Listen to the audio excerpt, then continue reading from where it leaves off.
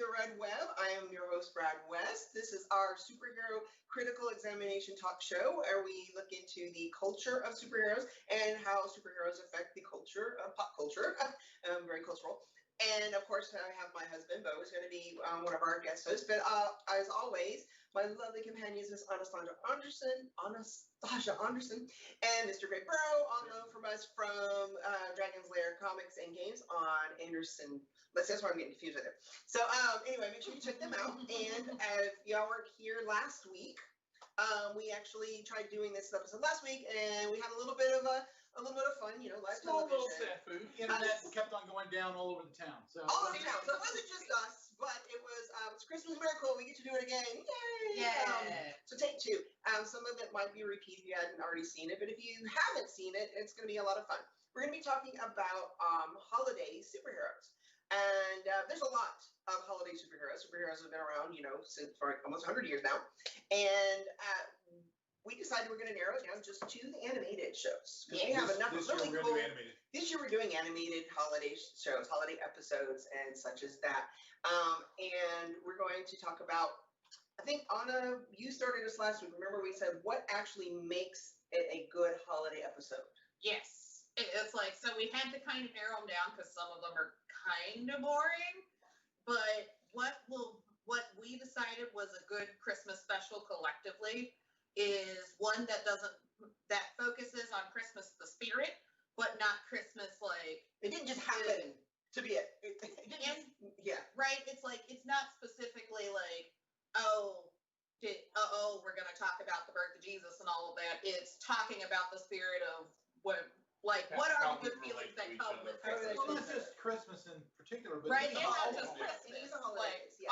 Because I grew up in the 90s and early 2000s, and all of my favorite Christmas specials were the multicultural ones, where you had Hanukkah, Kwanzaa, last Ramadan, all of that. Last week when y'all left, I had to go and find the California Raisin special on YouTube because I grew up. My mom recorded that on VHS for us, like the first year it came out, and like we watched it every year, and that's one of the most amazing. If you want to talk about just like not superheroes, but multicultural holiday specials, and watch that one. That's really cool. Right, and most importantly, it's anything where it's like basically you have Christmas specials where it's just a regular episode, but the backdrop is it's happening during Christmas. And then you have the other ones where it's linked towards Christmas. Exactly. Yeah. Like Die Hard. We're not saying Batman Returns. No, I will get to that one another year. We'll do live action, but I actually feel that Batman Returns Christmas is an integral part of that movie. It's not just it's not just. But we'll pitch that next time. We'll pitch that next time. Yeah. Okay. But for now, we're gonna do animated episodes, holiday episodes, and how they relate to people and the characters, and some of them are like really good hardcore in the feels. Some of them are there's a lot social messages. Some of them are lighthearted and light-spirited, but at the very least, they are still the spirit of the holidays. Something really impressed me. I was really impressed. I mean, there's some of them that I actually missed. Like, I hadn't seen the Static Shock one yet. We'll talk about Static Shock later, but I was really impressed with that episode. Yes. Yeah, we went back and watched most of them. I'll be honest, I really feel like out of all the episodes we're going to talk about today, that's the strongest. That is the strongest. All right, so looking back at the history of superhero animation, we really didn't find much in the way of Christmas holiday specials prior to the 90s. I'm sure there were some, but none that were particularly outstanding. So we're going to go into where it first starts off, and the first one that really people like and has a lot of following online is the Tick. The Tick is known for being outrageous and a little bit of a farce of the superhero media. And the Tick episode, the Tickle of Santa, we'll just touch on that one briefly because it was fun. It was about, the Tick in his own little way.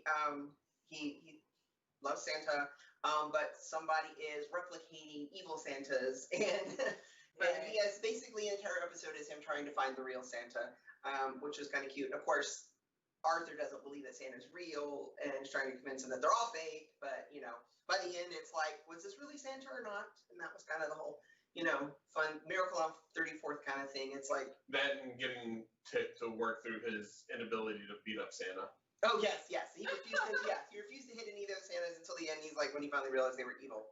So yeah, so that was a cute one. But the first one that was actually really started the ball rolling. Of course, the Bruce Timm universe, the animated Batman animated series. And Greg is going to tell us the Christmas with the Joker, Batman animated series, 1992, which also happens to be the same year that Batman Returns comes out. But Christmas with the Joker. Tell us about Christmas with the Joker. So Christmas with the Joker, basically, Joker escapes from Arkham Asylum on a rocket Christmas tree, and starts off on this spree of crime. And he takes over a television station and broadcasts on all the networks. Basically, he's kidnapped some people, and Batman has to stop him. And the whole time, Robin is trying to get Batman to have a Christmas night together. Right, to chill. Because for a while there's nothing going on, and he's like, "Look, it's Christmas. There's not going to be any crime. Let's go back to the manor and let's watch It's a Wonderful Life." Right. Let's celebrate. And Christmas Batman's going, "One more patrol." Right. So, it's got a little bit of that,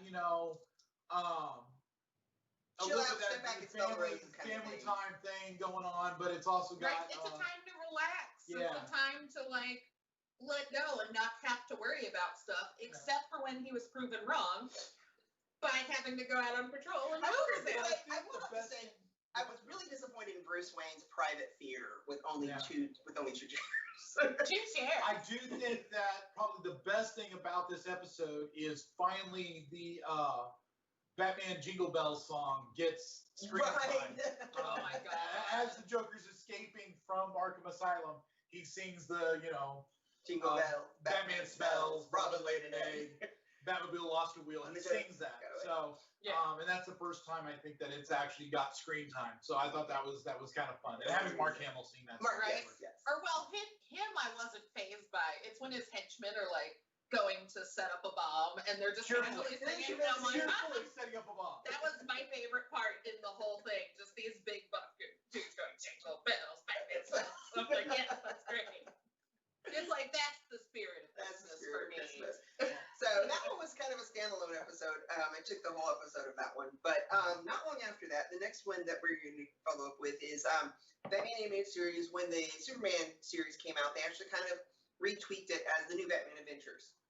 And the new Batman Adventures was kind of interesting in that it pulled some of the storylines from the tie-in comic book. And one of the most popular ones was a Christmas story. And again, I'm gonna let Greg have this one because he loves this one, and we all know this one. So of course we get Harley and Ivy back together again. Whenever you get Harley and Ivy together, you're gonna have fun. It's always a good story.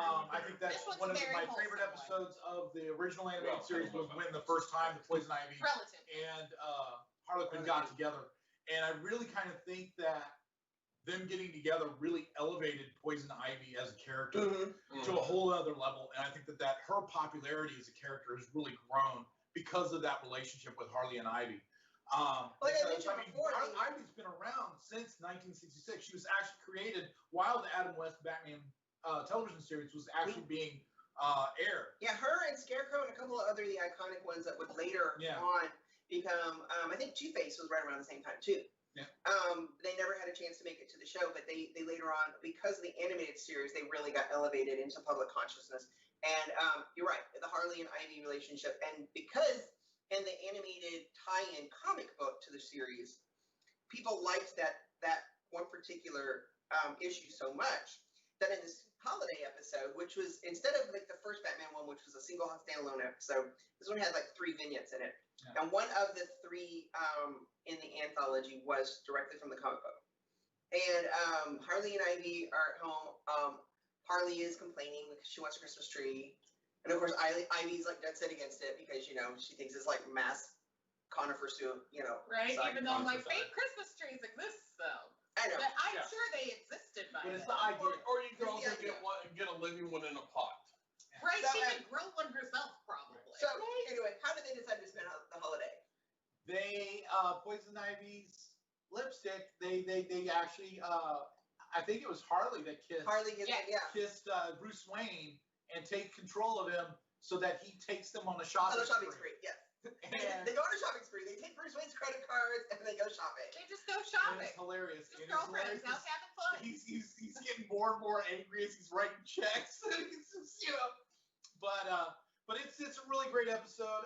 I think that the Batman it's one of those series episodes. I'm sorry, as far as I'm concerned, it's one of those episodes where at least Harley and Ivy should have figured out Batman's Bruce Wayne, because Batman clearly overreacted to something he had no involvement in. Right. I will say that I think that one of the wonderful things about the Batman animated series, especially when they do these one with the short vignettes, I think that they did it amazingly well. Like Almost Got Him. Almost Got Him was fun. Was an amazing one. The Dark Knight.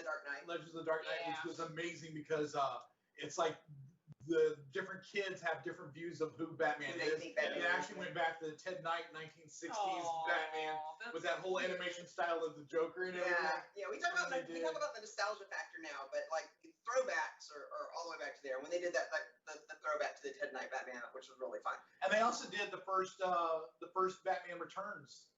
The Dark Knight Returns. Yeah. Dark Knight Returns. They did the first one with that, with the grim, older Batman.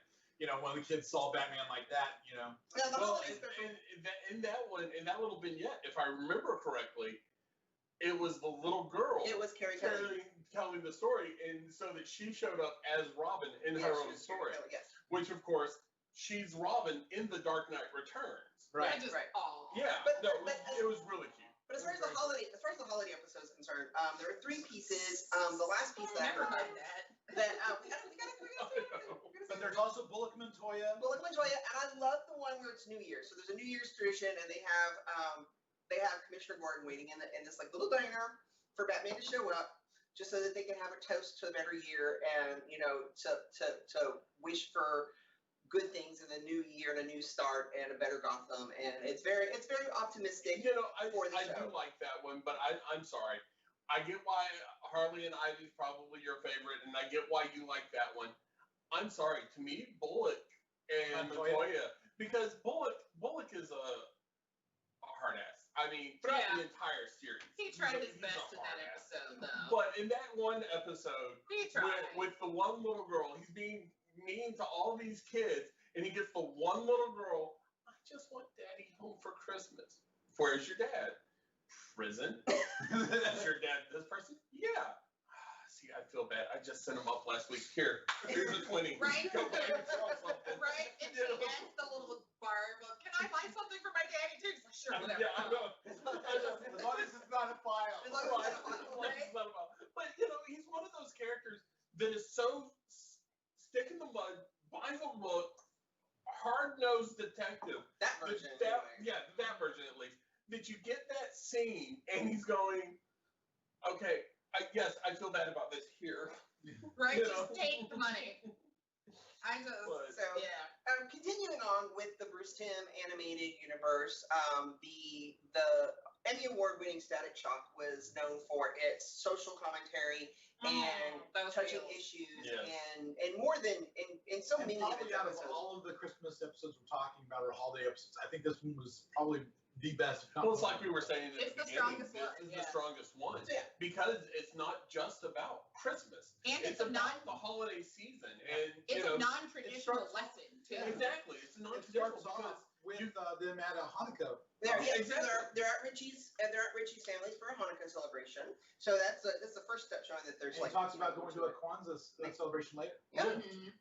With his sister who's celebrating it, and the interesting thing is, and this is a theme that actually comes back later on in other episodes, but Static is so caught up in his own. Not necessarily. He's a teenage boy. He's a teenager. He wants to go do his thing. He's kind of gets a little frustrated that his dad's making him help out at the church, and he's getting frustrated that he can't go to the party. It's one of those. As a kid, Dad just voluntold you. Yeah. Right. We're going to go do this because it's for the holiday season. It's the holiday spirit, and you're going. But I have plans. Yeah, and you didn't ask me if I had plans. Right. Well, and they don't tell you. It's like this is a thing that happens with parents all the time, where they'll tell you have to do something, and it's like as an adult, you're like, of course, I know to do this thing because that's the right thing to do. But a teenage kid that doesn't know that unless you explain it to them. Right.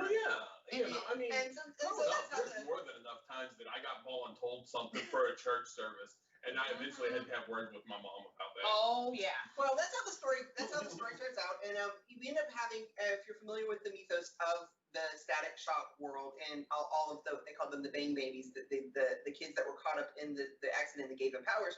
And so there are these freak ice storms and snowstorms, and things are freezing. And it's very obvious that it's one of the Bang Babies, somebody with powers, is doing this. But Static is so worked up about his other plans, and B, used to fighting explicit villains. Explicit. He's looking for a villain. He's looking for a villain, and he keeps passing over this homeless girl who is obviously in distress, and she's very apologetic and sorry and meek and everything, and it never occurs to him. And noticeably different. To the other people. And the thing is, it's not even one of those, he sees her in the background. She actually approaches him at some point. Yeah. But he is so tied up in what he's trying to resolve this so that he can get on with what he wants to do. Yeah. Right. So kind of blows her off and finds out that she's the one doing it, and that it was one of the episodes that garnered it. It kind of had to be in his face though. Yeah. She had to be in the middle of something, freaking out, everything's going around, and finally he's like, is she the villain? Yeah, he goes on and you find out why she's homeless. Her mother died. It's a very sad It's a really sad story, and he actually gets her help. Yeah. And it's all about helping your fellow man. And I thought that was a really wonderful episode. Not just helping your fellow man, but actually having compassion for them. Yeah. And not just helping them, but understanding what's going on and right. And it's like it's one of those, like, it's a hard question. It's already a hard question that we have to fight with about adults. It's like I terrorize all these anti-homeless people all the time. But it's like it's a hard lesson to get for adults, but then to compress it in a way that's like manageable and attainable for kids. Yeah.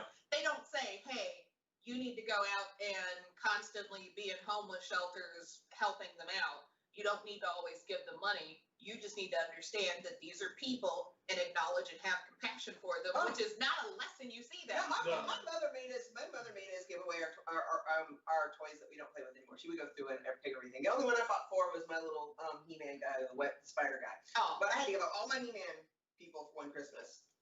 It's like, yeah, we've had to go through the ringer of it. It's like I've worked on, I've had to do all of it.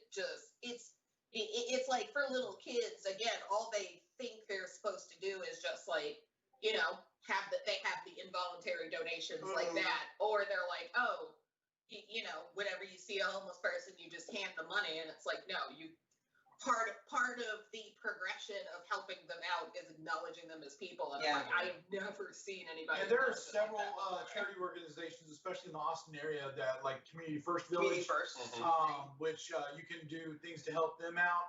There's also the Ark here in Austin. There's a lot of different places here in town that you can donate to. This is also a really good time to do food donations. Yes. Non-perishable food items. Coats. There's coats for kids. Normally we would at this time of year be doing Blue Santa. That's actually one of my favorite things that we've ever done. And there's other organizations like Blue Santa. There's Brown Santa, which is the Sheriff's Department. There's Toys for Tots, which is the Marine Corps. There's a lot of different ones out there that you can donate new toys to for kids who are in need. I'm going to go off book here for a minute because I will tell this story every Christmas because it's one of my favorite Christmas stories ever. Yes, make me cry this Christmas. The first year that we got invited to do Operation Blue Santa, Greg and I, of course, we do Batman and Robin from the 60s TV series. And we had some other friends. One was just Wonder Girl, Wonder Woman, Wonder Girl, Batgirl, and Supergirl. It was Wonder Girl, Batgirl, and Supergirl. And we had gone out there, and the person who had invited us didn't explain what we were to the coordinators, so they didn't know what to do with us. And so they actually the first year, they just sent us out on the deliveries. And for those of you who aren't familiar with how Blue Santa works, they actually collect not just toys and canned goods. They basically make a care package that's kind of a whole Christmas in a box for a family. And then the families that are are sponsored, and they have their address. And you go to their address and drop off the box, and it has like a combination of things in it. And you go pretty early in the morning. I mean, like really, really freaky early in the morning. So we were freezing our back tights off. And one of them, they were actually grateful. One of them is like kind of like, whatever, leave it. But we had this one house, and it was this mom, single mom, and we dropped off the box, and she's like, would you wait a moment while I wake up my boys? And she had 3 boys. Oh no. And she was crying. The boys were so excited, and they were taking pictures of Batman and Robin, and they wanted to open the packages right then. And if we didn't have just one more stop to go to, we would have stayed there like all morning. We really would have. And that was like that's like Anna said, like getting into it, meeting the people, seeing how it affects them. These things are important, and for your holidays, make sure you go out and do that. You can always, especially right now during the pandemic, there are people going through a lot of stuff. It's a lot harder. It's like find your local organizations higher than normal. Yeah. We've got a lot of people that are really in need, and a lot of Yeah. The best you can do right now really is find your local organizations, see what you can do to help, even if it's just $5-10 so that they can put it towards something else, or it is that jacket that's still in good condition but you never wear anymore. Right. And even if you don't want to do an organization, it's like sometimes I'll go on my Facebook and be like, hey, my friend who has like 2 kids and is a single mom, you good? You need anything? You need me to bring you something? Well, yeah. I mean, just have compassion for each other right now, guys. We're still willing to.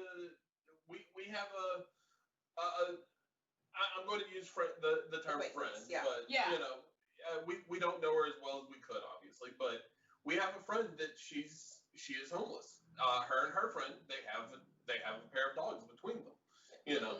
So we're still looking for any donations that we can help give them. So, so reach out, be local. I mean, you don't have to go very far. You don't have to try very hard. So the Static episode, please watch it, and it'll get you right in that spirit. Oh my God, it's so good. We found it on Facebook. Static Shock TV on Facebook. Static Shock TV on Facebook. So check that one out. Now, we're going to move on a little bit. The same year, X-Men Evolution also had a pretty good episode. X-Men Evolution, if you're not familiar with it, it was the second iteration of a different animated series where they kind of regressed the characters back to high school age.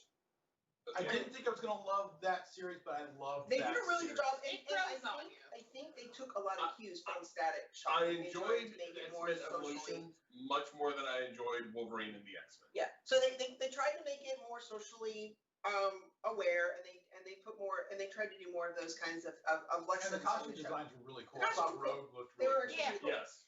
So in this story, Rogue and Cyclops, who are teenagers at this point, are left behind while all the other X-kids go home for the holidays for whatever reasons, and they're left alone. And the character of Angel isn't used very much in the media very much. Like even in the first animated series, they only brought him along. Unfortunately, he's a hard one for this. He's a hard one to write. But such a good one. But in this episode, they have him. Angel, Warren Worthington, is the son of another millionaire and everything, and his father's embarrassed by him being a mutant. He has wings. He's called Angel because he's got huge white wings. And he's super hot. He's got like blonde hair. He's like, yeah. So immediately when you see him, they immediately go, "It's an angel." It's an angel. Yeah. So yeah, he's being kept in the penthouse, and his father doesn't want him in the public to embarrass him and everything. And he's a mutant. So he's like literally in a gilded cage, and he just has to get out. He has to get out, and it's Christmas, wintertime, and he sees somebody he needs help, and he decides, it's on the whim to go and help them. And then he gets this good feeling, and he realizes that, he can do something with this power that he's been giving, and that's when but he still is hiding in the shadows shadows, actually. It's the opposite. He's hiding in the sunlight. Nobody can actually see him very clearly because, everybody thinks he's an angel, And it's actually a really good episode where Rogue and Cyclops try to figure out what this is. And also has Kitty Pryde lighting a menorah. That's actually one of the best parts of it. It gets to the end of it, and then they go. Right, they have our Christmas tree moment where you see all the different scales of how people celebrate Christmas. And one of the biggest things about X-Men Evolution, which doesn't have anything to do with the holiday aspect of it, but it was the introduction of X-23. X-23 was in 2 episodes in the series, and way better than what happened in the comics, even though Christopher Yost created her for the cartoon, and then when he became a writer for Marvel, he brought her over to Marvel and made her darker. Yeah. I like in the cartoon, the mother doesn't die. Yeah. But in the comics, the mother dies. She's forced to kill her mother. We're gonna we can do a whole thing on just the Wolverines later. That might actually be an episode, but it's like we'll have a hate fest next episode. Yes. It's Christmas, guys. It's Christmas, so we're gonna move on past that.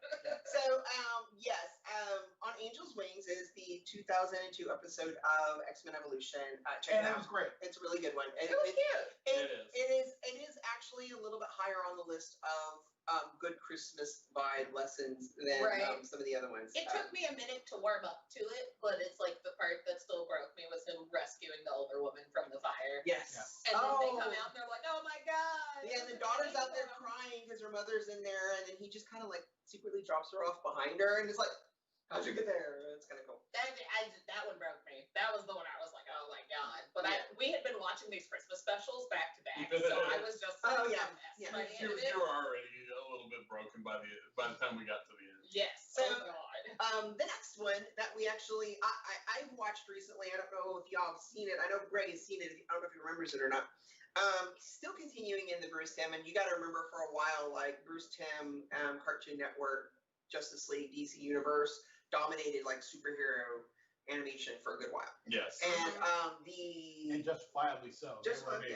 Yes. So the 2003 Justice League episode, Comfort and Joy, was the Christmas episode. Now the interesting thing about this episode is that by the time we get to this version of Justice League, everything was a multi-part story. It was 2 or 3 episode arcs.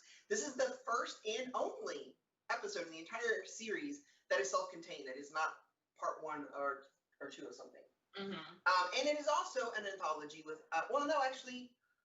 it's 3 different stories running congruently rather than an anthology of stories, but it's still got 3 different stories within it. And my favorite one, and it's The Flash. So I love this one. Oh yeah, okay. The Flash does his annual Christmas visit to the orphanage, and that's what the kids want. And they show him this like commercial for this. It's the Tickle Me Elmo of there. It's DJ Rubber Ducky, and it's like this duck. I would prefer a DJ Rubber Ducky. This duck that raps. It's this duck that raps and makes flatulent noises. That's very on brand for whatever year that came out. Yeah. So sadly it is. The kids want it, and of course it can be found, and they have kind of a jingle all the way kind of thing where he's like going racing all over the world to find one. He finally gets back to the factory in Japan that makes them, where there's like one left.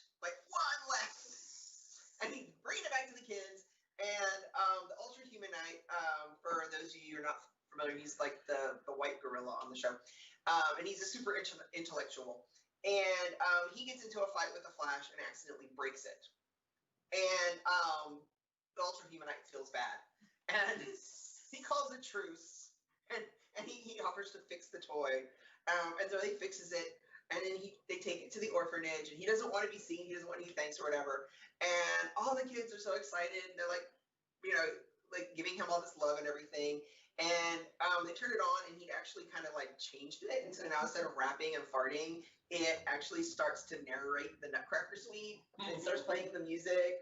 Cool, but also like, what? It's the Ultra Human. And the kids are like, and the Flash is kind of a little confused. He's like, thank you, and he's like, no, please, I cherish the moments to bring culture to children's lives. Right? He's trying to give them culture. And so he goes back to his cell, and the Flash just left him a little Christmas tree. Oh God! And so it's really it's a sweeter story. I love some of the stories with Ultra Humanite in them because some of the ways they have defeated the Ultra Humanite. There's the Christmas special where Flash ends up giving him a treat. There's the one where Bruce ends up making a massive donation to the local PBS to keep his favorite show running. Keep his favorite show running. And as soon as that goes through, he will gladly go back to prison. Right, he's just like, all right, perfect. last time he appeared on that show. It was also the last time in the entirety of the Bruce Timm universe that that Jonathan and Martha Kent appeared. Wow. It was the last time that they appeared in that, and that was a story where Martian Manhunter, of course, being an alien, doesn't understand Christmas, and so Superman takes him home to the farm for Christmas. Oh, that's awesome. And it was really cute. He's walking around Smallville, and he hears people singing Christmas carols, and all the aliens learning the meaning of Christmas. Yeah, learning the meaning of Christmas. Favorite. Those are great so stories. funny. And yes, of course, he gets there, and Ma Kent gives him a plate of Oreos, and he gets an ugly sweater. Oreos, because branding. Yeah. Well, so it's an ongoing joke that Martian Manhunter's favorite thing is Oreos. And so basically in the cartoon, that's how they explain that's how they explain his fascination with the Oreos starting up. Yes.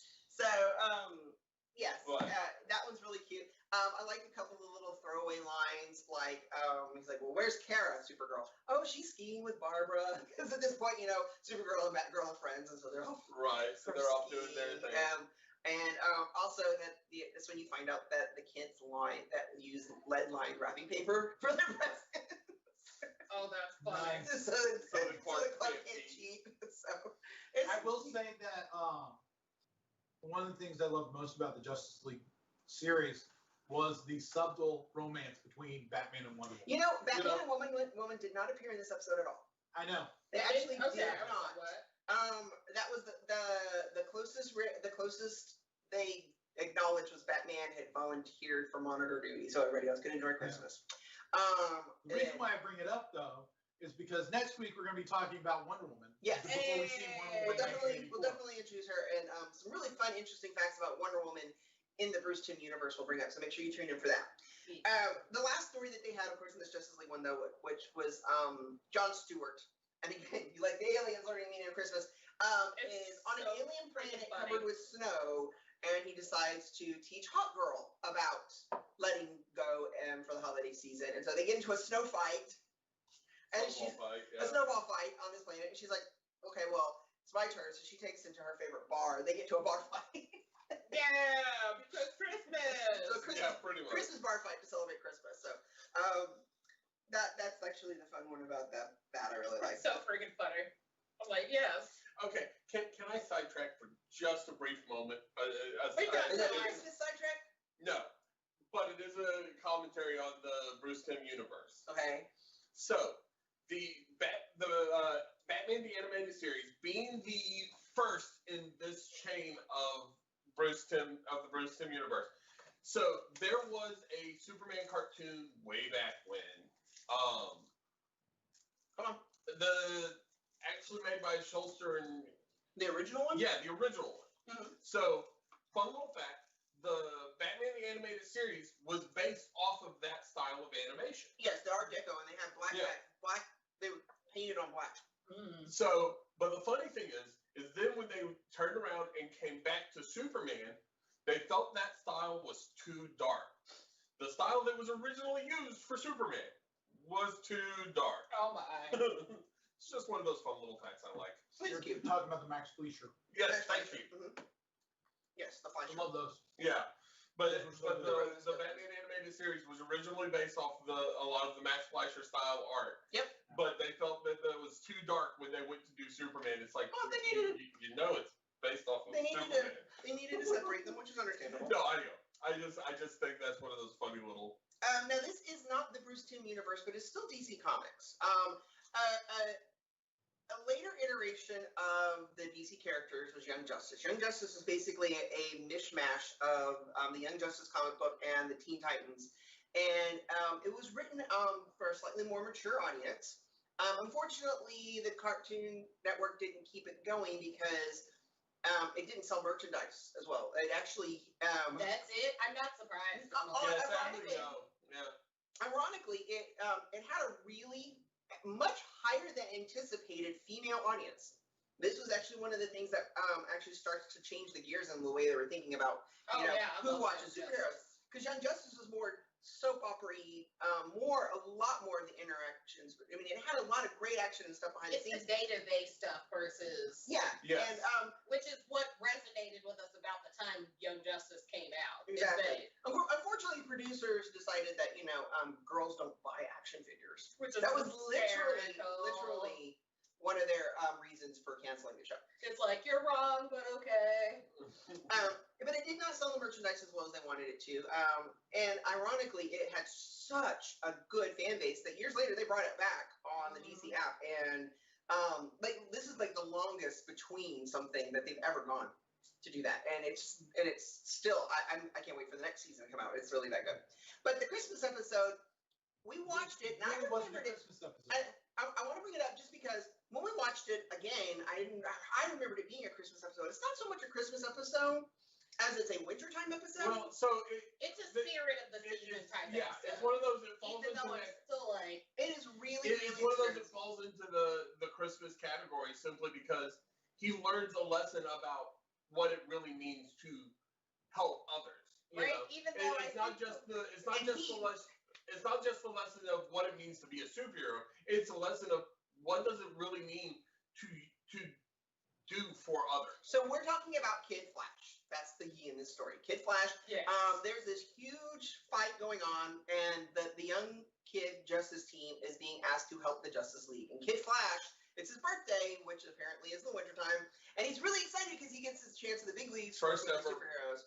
First ever team up with the real Justice League. They're supposed to be working with the real Justice League for whatever. But instead, Batman gives him the task of transporting a heart transplant to someone in need across country. Because he go fast. Because he's super speedster.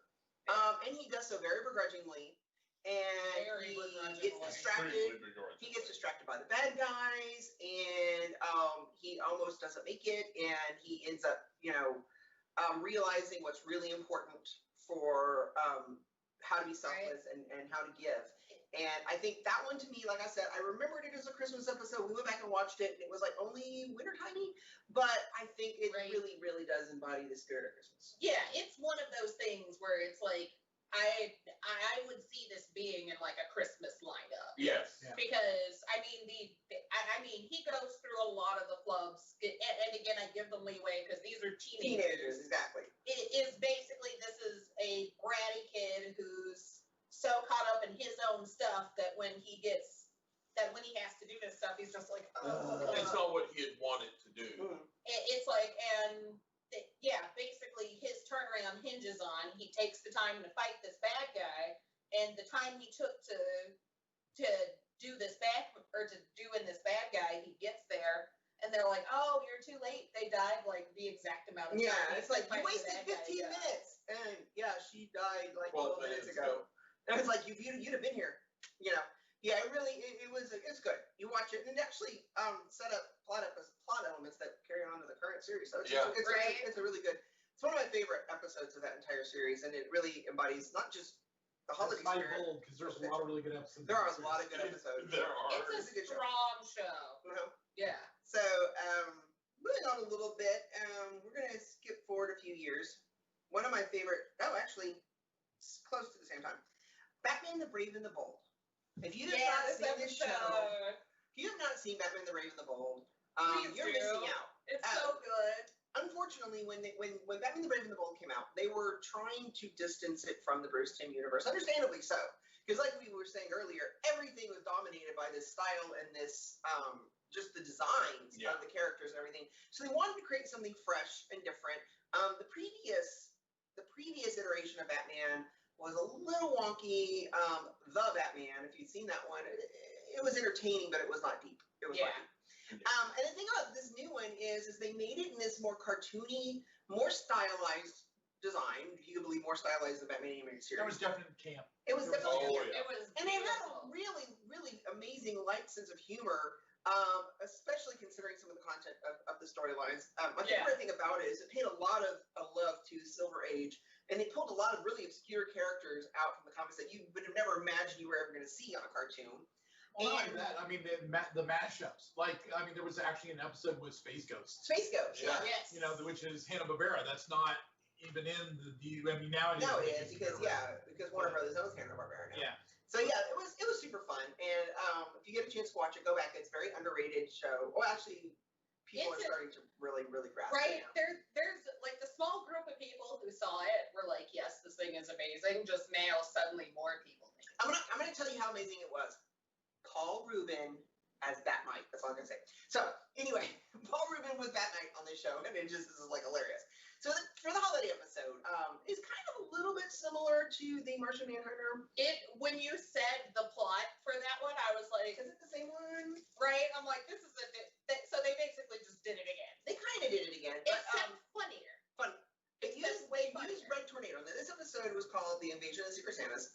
And they used Red Tornado. So Red Tornado, for those of you who don't know, is an android robot kind of thing. So rather than, it's still kind of in the same vein of Alien not understanding Christmas, but it's a robot that doesn't understand Christmas. He wants to understand the spirit of Christmas. He wants to understand the spirit of Christmas. It's really sweet and stuff. But then we watched it, and I did not remember the dark part of it. There was a dark part of it. And, by the way, yeah. So it takes a turn. It does take a turn. I was really surprised. I didn't remember it. But you know what? They made up for it for being funny after that. They did. So basically, at the same time, the Batman they're fighting the bad guys, and he's kind of a toy man knockoff, and the android is trying to learn the spirit of Christmas. He's trying to teach Batman to lighten the hell up. And then he's trying to teach Batman to lighten the hell up, but Batman's like, he doesn't want to, because he's having flashbacks to when he was a child, and his parents were still alive, and they gave him a Christmas present that he didn't appreciate. So he was just like, eh. And he was being a bratty little rich kid, and they didn't show it, but this is apparently the episode where they went over the death of his parents. They did it again, guys. I was like, this is the one where they did it on the Christmas one? And I'm so it was like they were twisting that knife because, of course, it was right after he just smashed this family heirloom nutcracker that the family passed on to him. And they're trying to make up for it. And you can see he's not happy coming out of Zorro because he's still upset about the fact that he got a nutcracker. And not the action figure. And the parents are sad because they want Bruce to be happy. Yeah. But, and then they're like, they you get want to killed. be sad? We'll give you sad. Yeah, and it's so there's no. And they don't show anything. It's like they go down the alley. It's and dark. Then you see flashes of light. Bang. It was so dramatic. And we're just sitting here, we're like, they didn't. He goes into the kitchen as we're watching it, and suddenly he hears me go, no, not again. And he like runs into the room like, oh my god, they did it again. And I'm like, yes. It was brutal because there's no redemption there. There's no right. But you do kind of end on an up note because Alfred leaves him a present in the Batmobile. So he's done fighting the bad guys, and he goes to the Batmobile, and Alfred apparently is psychic because he knew exactly what he was thinking. Because 20 years later, now here's the nutcracker all fixed. Right. Yeah. But still, you forget the highlight immediately after because it's like basically what triggers this is Red Tornado gives him a present because he's like, Christmas spirit says I must give present. Right. And so he opens the present, we have the flashback, and we come back and he's leaning over his shoulder like, yes. How was it? And we were dying the entire time. I couldn't take it. Batman is like lost in flashback, and here's Red Tornado like.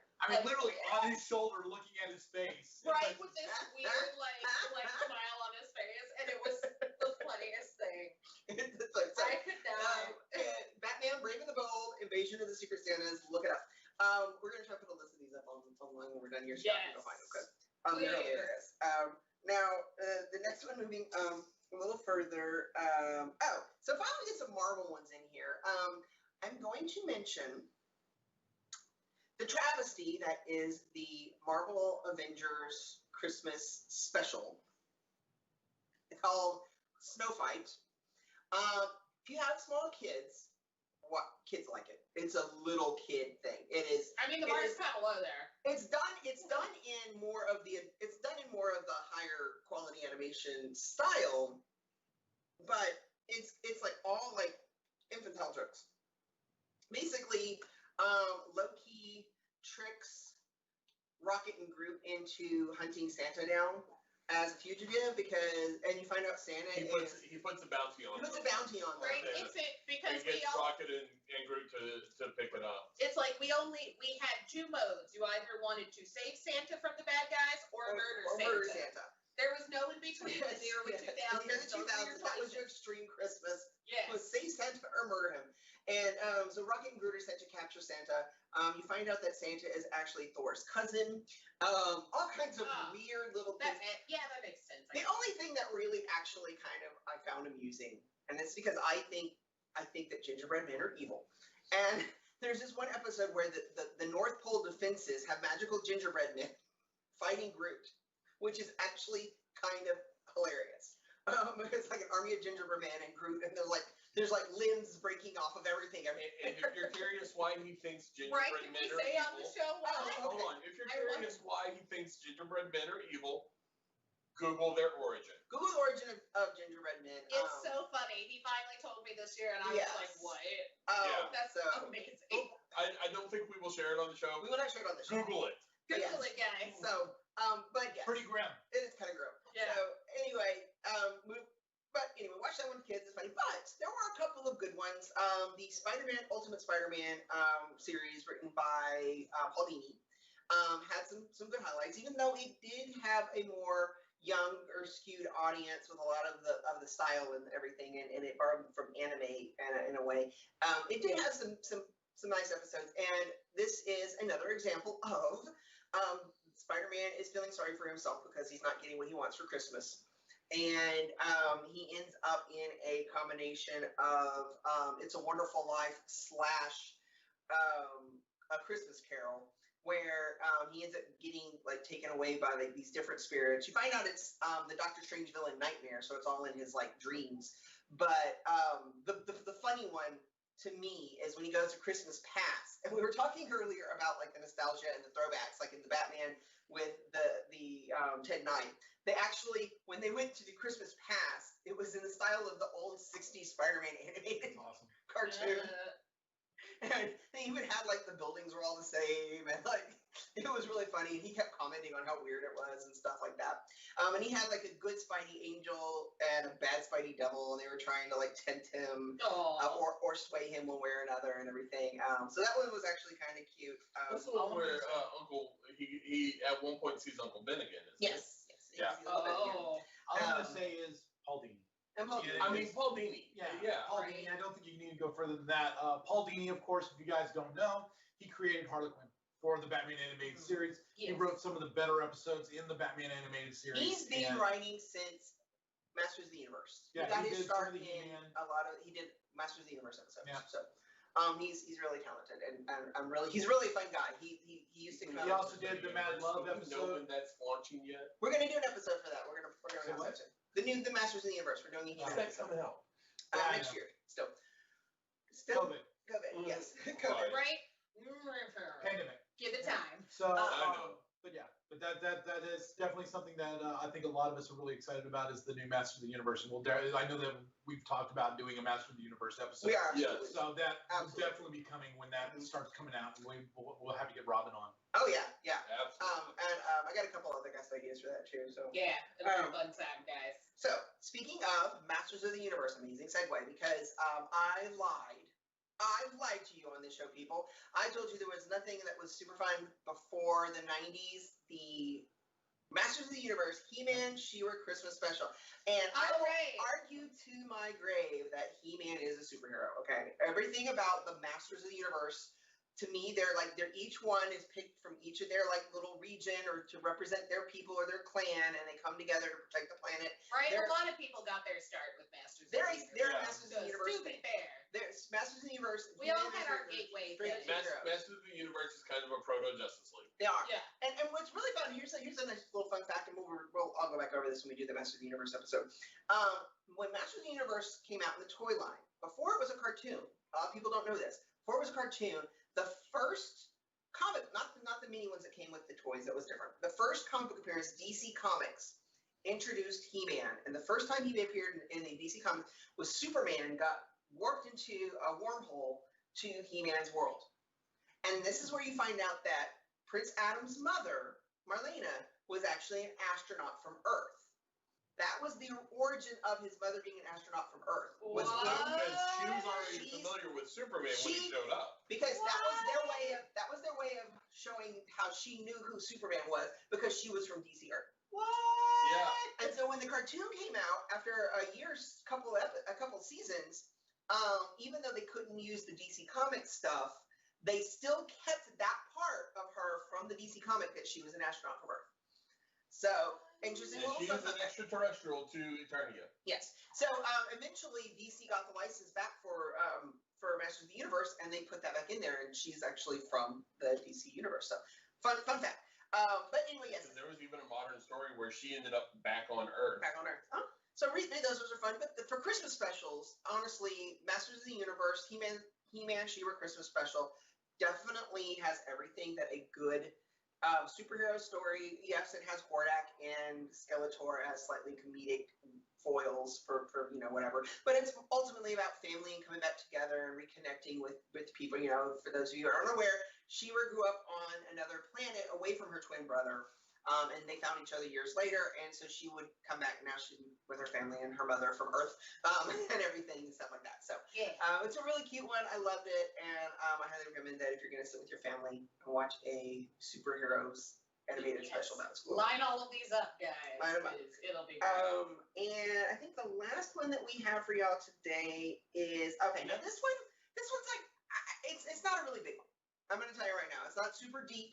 And it's not super, it's just cutesy, and I think it's funny and amusing. One of the more recent Justice League cartoons to come out is Justice League Action. This one is done in a slightly more lighthearted style than some of the other ones. And in fact, to me, it throws back to the old Super Friends cartoons, where instead of it being a whole half-hour show, it's actually like a couple of 15-minute mini episodes. And the Christmas one that they have is called Party Animal. I find it hilarious because basically Green Arrow is throwing his annual Christmas party, and everybody he's waiting for Batman to come, and everybody keeps telling Batman never comes, and he's like, "Are you sure you got the invitation?" He's like, "No, I'm sure we got the invitation." Batman always makes an excuse not to come, and all he wants for Christmas is for Batman to come to his Christmas party. Oh my God! And so the Flash is like, "Hold on a minute," and he goes and he kidnaps Batman and brings him to the Christmas party.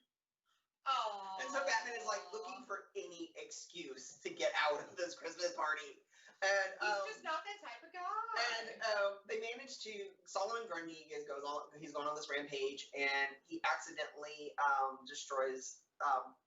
These kids are like asking Santa for Christmas presents or whatever, and so they've got Solomon Grundy tied up at the Christmas party, and he sees on TV that this little girl who wanted this teddy bear is really sad because, Solomon Grundy came and screwed everything up.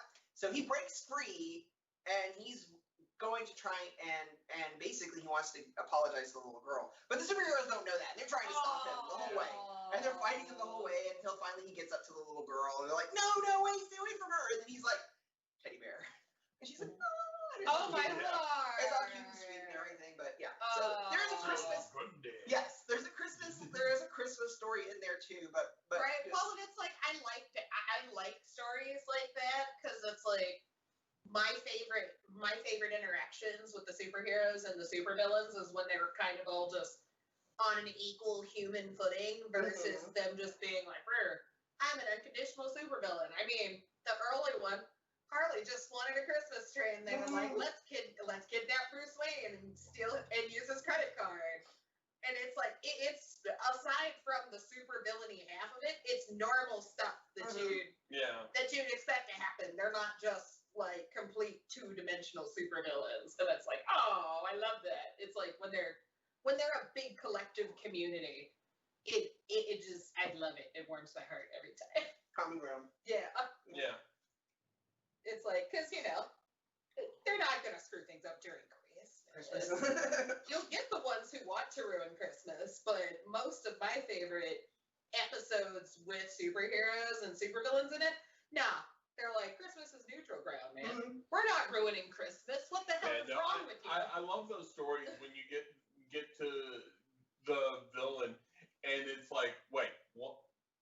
No, we're not doing this. This isn't the time for this. This isn't the time for that. It's By the way, just a quick shout out to the creators of the Harley Quinn cartoon series.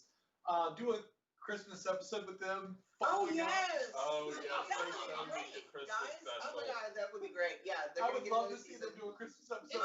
It's coming over to HBO Max, though, right? Yeah. Yes, it's on HBO Max. Yeah, HBO Max took all the video content off of DC Universe and basically crashed DC Universe to try to bolster HBO Max. Well, yeah. Yeah, so we'll get into streaming. Oh, we do a streaming. I know there's so much Industry drama. Industry drama.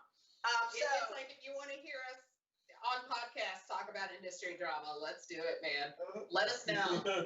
So anyway, this is the Red Web with Brad West and friends, and Happy holidays. Happy holidays. I just want to say, make sure you go and check us out at our YouTube page on Kaiju Labs Media or on the Facebook page.